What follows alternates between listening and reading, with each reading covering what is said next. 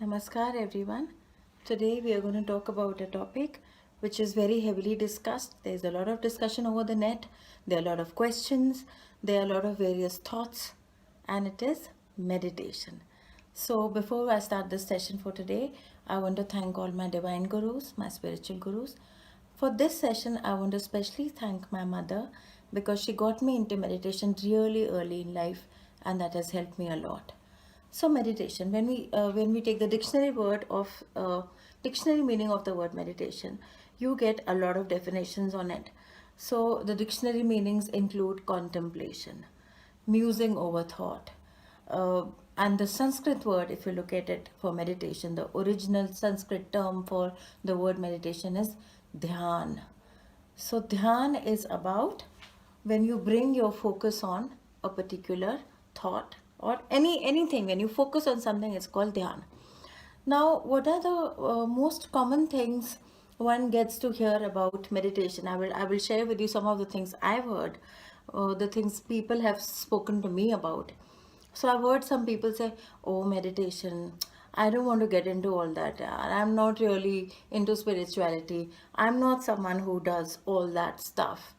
Meditation, yeah, I've done a lot of it.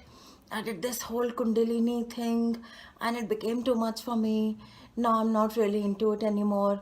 Oh, meditation, yeah, I do it sometimes over the net. Oh, I have this amazing app on the internet. So these are so many thoughts about meditation. But what is the right thing to do? What is the right form of meditation to practice? What is actually meditation? Do we really know? So I felt it's really important for me to discuss this today because a lot of my clients, a lot of family and friends have this confusion, and so I felt it needs to be clarified. So let's start with me explaining what are the various forms. Yes, there are lots of forms of meditation. When you open the internet, if you open YouTube or if you open Google and you write meditation, you'll get all this material. So there's a lot happening. So what I've done is to explain. I have broadly divided meditation into three categories. Yes. So meditation can be broadly divided into three categories. Meditation for mindfulness, meditation for healing, and meditation for spiritual evolution. So meditation for mindfulness, let's start with that. What happens is, on a daily routine, what do? We eat, we sleep, we work, we take care of our body, we spend a lot of time in our appearance, we spend a lot of time choosing the right food. And who is that one person that we are always closely associated with no matter what we do? Yeah, who's that one person? That would be us, right? We are most closely, intimately associated with our own self. And during the day, do we ever realize that constantly we are breathing in, breathing out, breathing in, breathing out? So the person that we are most close to, that is us, our body, we get so involved in everything that we do outside of this body that that simple observation of taking in the breath and taking out the breath every minute becomes totally obsolete. We never realize we are breathing, right? And if we don't breathe, what happens? Instantly that's the end of our story. We are dead. So imagine the importance of breathing. It's keeping us alive. It's constantly happening. No matter what we do, we are breathing. And yet we are so involved that we don't even realize the breathing, which is why it's important for us to realize that our mind is so outside and away from us, so engrossed in everything around us, that we tend to ignore it. That the person that we are closest to being us, the persons we are ignoring the most is us. The whole day what we are busy doing is outside stuff, things related to our social responsibilities, our personal responsibilities, some amount of time to our physical being. But what about the mind? Can we function without the mind? Can we? Just imagine if your brain is not working. You wake up one morning, your brain is not working anymore. What happens? You are most dysfunctional, right? So brain is so important that you cannot exist without it. You'll be as good as a piece of meat without it, right? And yet we do nothing for this brain. We spend so much of time taking care of this body. We clean our homes every day. We clean this body every day. Do we ever clean our mind? So meditation, my dear friends, is about taking care of your mind. If you need to take care of this body, if you need to take care of your physical surroundings, please understand it is most important that you take care of this mind. Because when this mind is clouded, when this mind is cluttered with thoughts, when this mind is overburdened with so many thoughts that you are feeling stressed, then your mind affects your entire body. You start getting depressed, you start getting anxious, and a result of which your entire life outside suffers.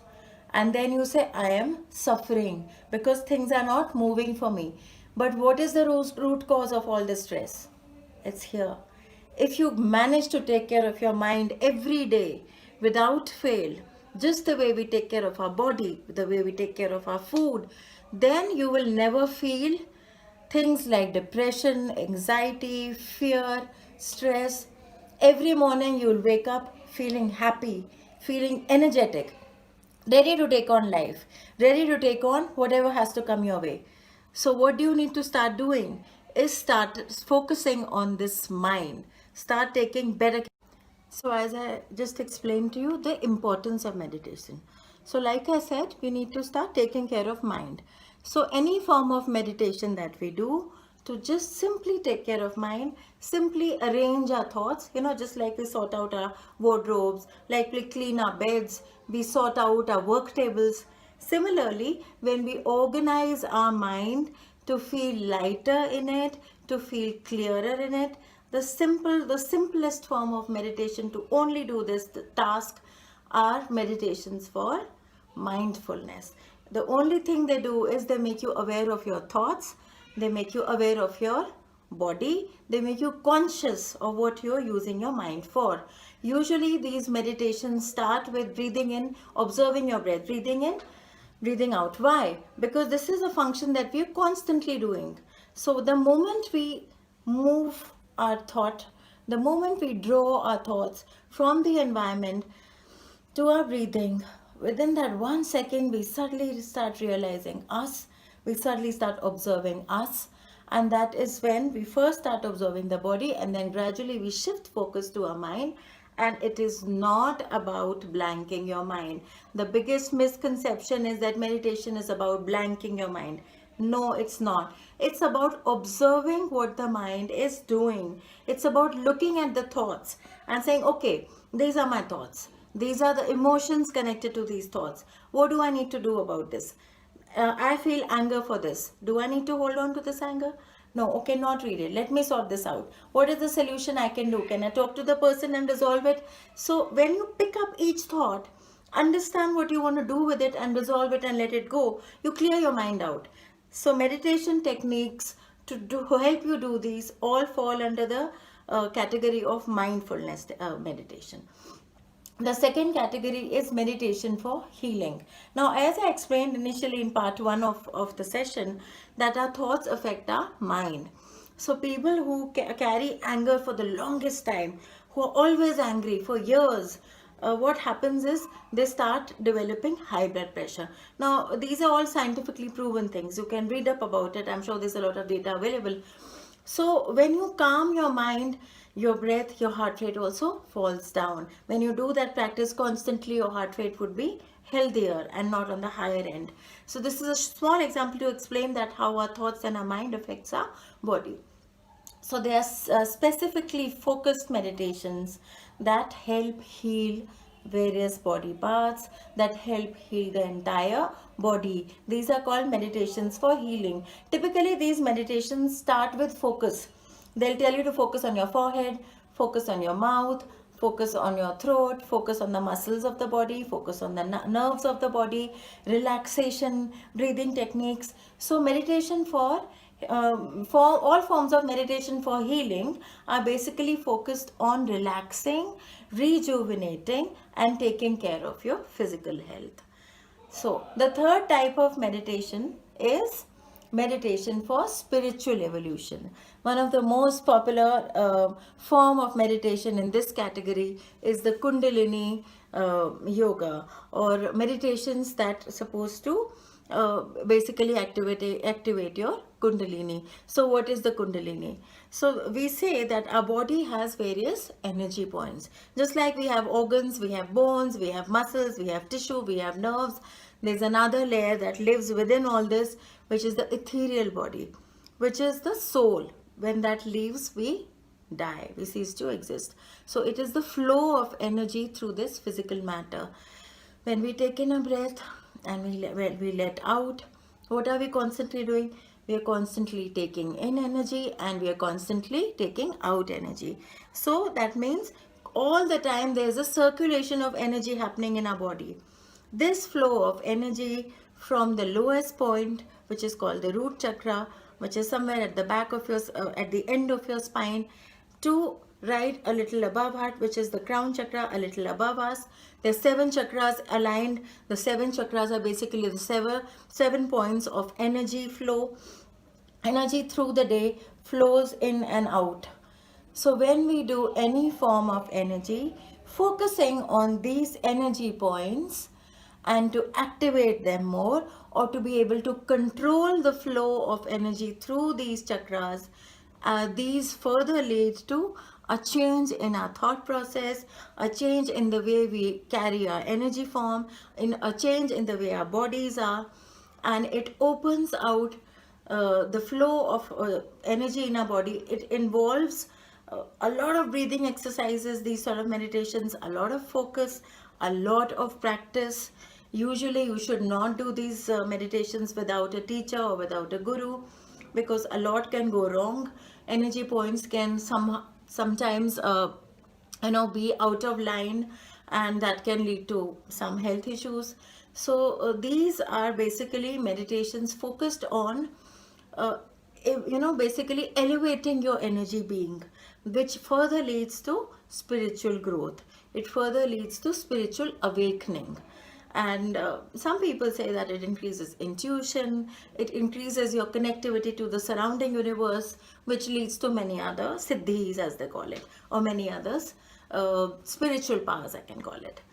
So these are the 3 basic types of meditation. Meditations for mindfulness, which is basically simple technique to take care of your mind, to help you resolve your mind. It's like exercise and yoga for your mind. It's like going for a walk for the mind, keeping good health for the mind, just the way you keep it for your body every day.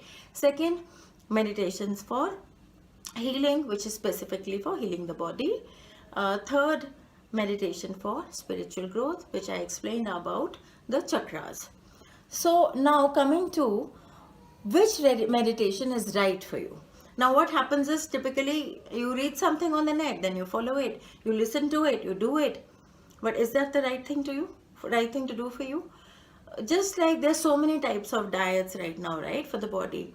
Some people say do keto, then there is non-gluten, there is no carb, there's high carb, there's so much. Someone tells you do yoga, someone tells you do aerobic, no, do Zumba, just do dancing, just go jogging. So just as our physical regime needs to be selected carefully as per your body type, similarly, you need to choose a meditation which is right for you. Just like the same diet will not work for everybody, similarly, the same meditation technique will not work for everyone. So what is important is that if you're picking a meditation from the internet, first think. Now that I've explained to you the 3 categories, I would suggest that if you're someone who's never meditated, don't go for the Kundalini types, the spiritually evolving meditations. No, not a good way to start. Don't go for healing meditation. Start with, I'll explain it to you again. Suppose you're someone who's not really exercised in your life.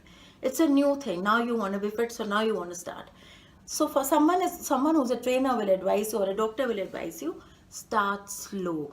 Start with a walk, then gradually add things. So similarly, if you are a beginner and you want to try meditation, start with the mindfulness meditation techniques, which are basically about focusing on the breath and then focusing on your own mind. Simple. It's very simple. It barely takes 10 to 12 minutes. You don't need to do anything much for it. It's about you. It's about bringing in focus on your own thoughts. It's great to start and it's great to maintain. It's easy to do anywhere you can do it, anytime you can do it. Start with that. If you're someone who's been meditating for a long time and now you want to evolve yourself, spiritually, then you can try a spiritually evolving meditation. Then you can check those out. If you're someone who's feeling a lot of physical issues, there's pain in the knee joints, there's pain that you feel in the body, you're suffering from some sort of illness, then you try for the healing meditations. So this is just to give you an idea, because what is happening right now is a lot of people are just randomly picking stuff from the internet.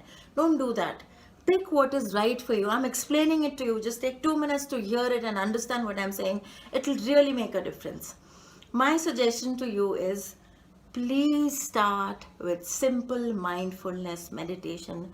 In a couple of days, I will also be posting a very simple meditation.